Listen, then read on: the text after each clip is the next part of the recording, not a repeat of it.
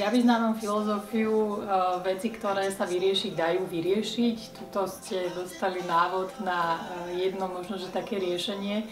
A pokiaľ sú veci, ktoré sa riešiť nedajú, tak naozaj neoplatí a teda nepomôže byť kvôli nim nešťastný a trápiť sa tým.